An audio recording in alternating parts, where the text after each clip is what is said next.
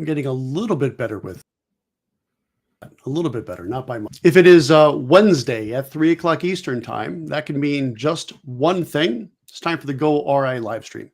And we have with us today, as always, a special guest. I realize after listening to a few of these, I always say it's a special guest, but I do mean it each time. It's a really special guest. John Stadtmueller. Yeah, you nailed it. Who is actually the founder of it. Yeah, I've been practicing that. You nailed it. Stadtmueller. And he is the founder of GAFF. And GAFF stands for Good Advisors Finish First. John, welcome to the show. Thanks for having me, Chuck. Really appreciate it. You bet. So we're going to get into a conversation about advisor community in just a moment. But first, a couple of housekeeping matters.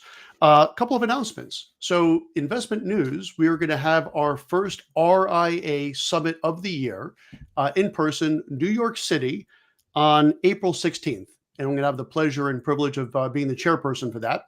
So if you're able to get yourself to New York City on, let me check my date, April 16th, it's going to be a full day summit in Manhattan, all kinds of great content, great guests, and everything you would want to know about the RIA space. So I would really encourage you to join us for that if you can. And then the other one, and this is not even out yet officially, but just amongst us, I'll share this with you. We're have the first goRIA virtual summit of the year, and that date is going to be June 13th. So that's going to be virtual, right? So that way, no matter where you are, it's easy to attend, and it's going to be a half-a-day summit, laser focused on all things that you would want to know about going RIA. So stay tuned for that. And I was remiss, there is a registration fee for that, but if you use the promo code CHUCK25, you'll get 25% off. And the virtual event on June 13th is absolutely free. Okay. And of course, you can always check out all this information on www.goria.com. Okay. Housekeeping aside, is who can you trust, right? When you're looking to get information about the space, and I'm talking about the investment space. It could be the RIA space, which is kind of our forte. It could be the broker-dealer space. It could be the hybrid space. Where can you go? Well, there are a lot of resources. goRIA.com, of course, is one of those. But I really think, joking aside, and one of the best ways to get information about anything is to talk with your peers. And I brought this up a number of times before, the FPA, the Financial Planning Association. I'm a board member of that here in Connecticut. And I think that's a great resource to interact with fellow advisors. But there's other shows in town, other games in town, and GAFF is one of those. And that's a great, be able to virtually connect with other advisors and ask other advisors, how do you do this? What do you think about that? So having said all that as some framework, John, fill in the blanks. What is GAFF all about, and how are you seeing that helping other advisors connect with each other to get the information they need? Appreciate that lead in, Chuck. So real quick background on myself. I've been an advisor, wholesaler, broker-dealer, back office for the last 20 years. And in the last couple, went on this quest, this cause, good advisors finish first. And a big part of where that term came from, or that phrase came from, is that the industry historically, it just seems like we're always on the defensive, always having to apologize for fees, having to apologize for all the bad, all the negative to John Q. Public. Good advisors finish first is trying to turn that on its head and say, let's focus on the good. Let's turn the lights on. Let's be transparent. Let's be open, collaborate with one another, and let's focus on the good. And we talk about turning the lights on indiscriminately, which means it's not our place to say what's good. It's ultimately up to the end client. That's who's going to determine what a good financial advisor is, what good advice is. So that's where that term or that phrase came from.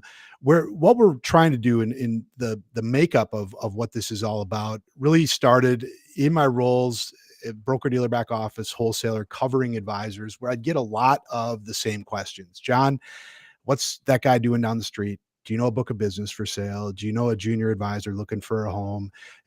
Best practices. You're just trying to get all this information. And I keep coming back to advisors. I'm like, I can give you an answer. I can talk about what other advisors are doing, but I'm going to give you a biased answer. I'm employed by an enterprise, by someone else. Right. The answer is going to be based on what is best for my role in that enterprise. Where could we generate the most sales? And so what really happened is, why don't you just go right to the horse's mouth? And again, Chuck, I appreciate your lead in talking about the importance and the value of connecting with peers. why don't we create a system, a means for advisors just to connect directly with one another, move out the middleman, let advisors connect and collaborate. And one of the challenges in that, and as you mentioned, there's FPA, there's other organizations, there's great communities out there and great ways for advisors to collaborate. The challenge is with some of the things, and where I really saw an opportunity with Good Advisors Finish First, is that a lot of the things that take place, it's not necessarily efficient. There's a lot of noise. There's a lot of things. There's a lot of competing interests.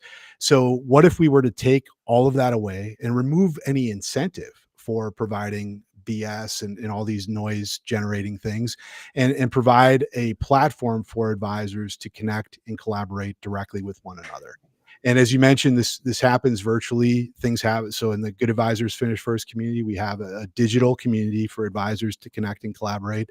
But that's really just the start of conversations where the rubber meets the road and where advisors are really getting the most value is when they connect with one another directly. So, understand, get to know an advisor a little bit virtually, but then I'm going to pick up the phone and talk with that advisor individually, one-on-one. That's really where you get the most value. And that's, as we all know, that's where what advisors are looking for.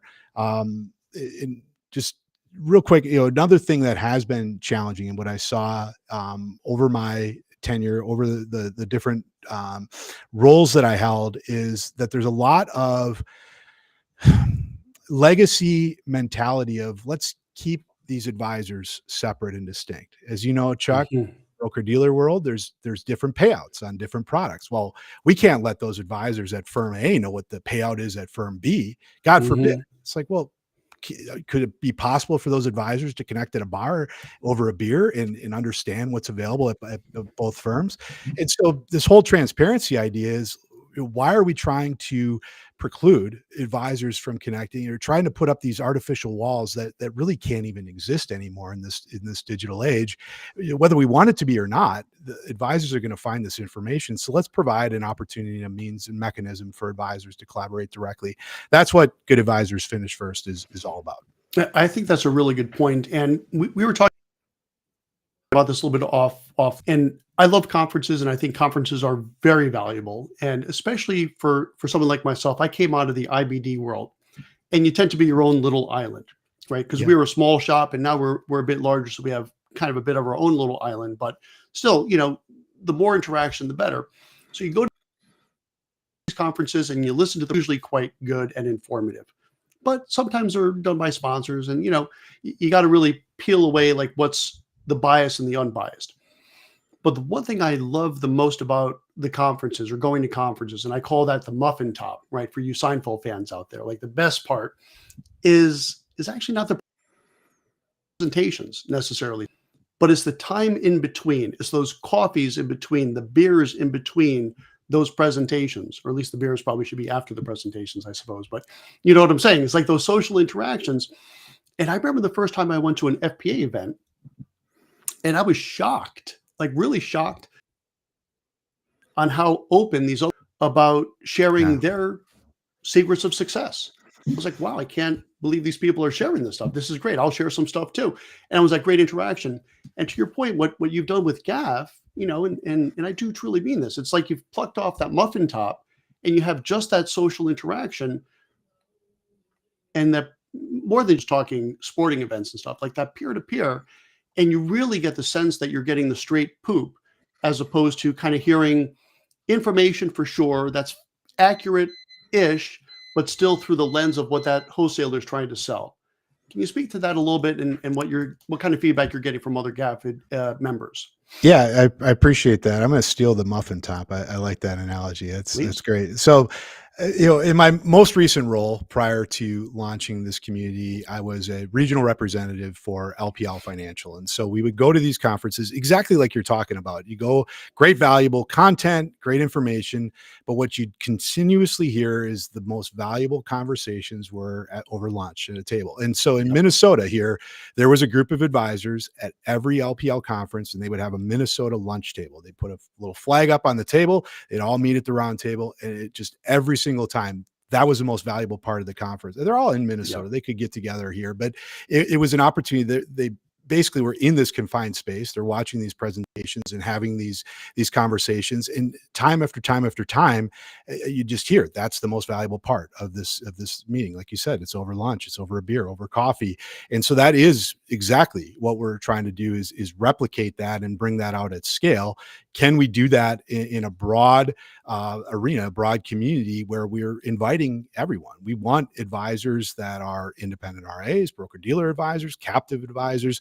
We want everyone to start off in this community to share and collaborate and connect. But ultimately, as I was talking about a little bit earlier, the most valuable conversations end up being in these small groups, maybe even all the way down to one-on-one. And so everything needs to start in this broad sphere, this broad environment, but then it does need to whittle down to, here's an advisor who's got a practice very similar to mine, and I want to bounce some ideas off and get to know this advisor, somebody I trust. And one other thing I'll say that I continuously I'm floored about, and you talked about this, is how open advisors are and willing to share. Yeah. It's not everyone, right? No. There are scenarios, we all know this. There's examples and scenarios where advisors may not be willing to share, or they're looking, what's in it for me? Why am I willing to share? But time after time, I'm still pleasantly surprised, amazed. It's better than I could have imagined in terms of how much advisors are willing to share. Just last week, we had an advisor run an event, and I called him up afterwards. I'm like, man, would you mind sharing your templates? He's like, yeah, here's an email. Here's the 6 templates I use for my office, my client communications, my scripting, and just, here, you could share this with all the other advisors in the community. So it's tremendous to see that. And that's really what we talk about. It's not just delivering value, it's efficiently delivering value. If we provide that opportunity, that mechanism for advisors to connect directly with one another, cut out the noise and BS, in a lot of cases, the cream will rise to the top, and the advisors who are willing to share will.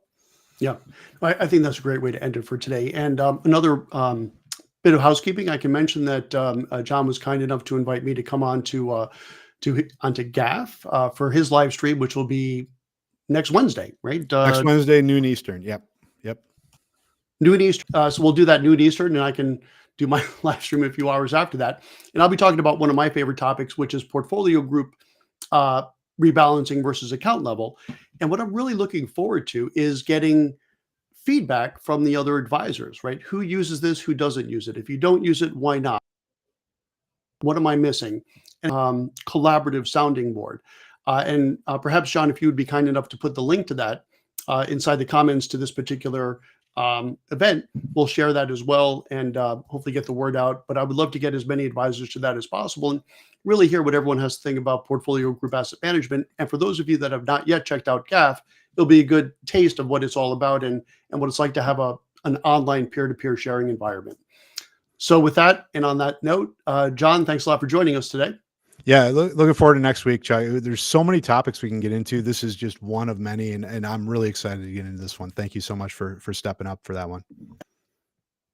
Absolutely, and thanks for joining us, Symbiotic Thing already. All right, so on behalf of goRIA, Fueled by Investment News, I'm Chuck Vela, and we'll see you next Wednesday at 3 o'clock for this live stream, and perhaps next Wednesday at noon Eastern for the live stream I'll be doing with John on GAFF. Till then, we'll see you next week. Thanks for joining.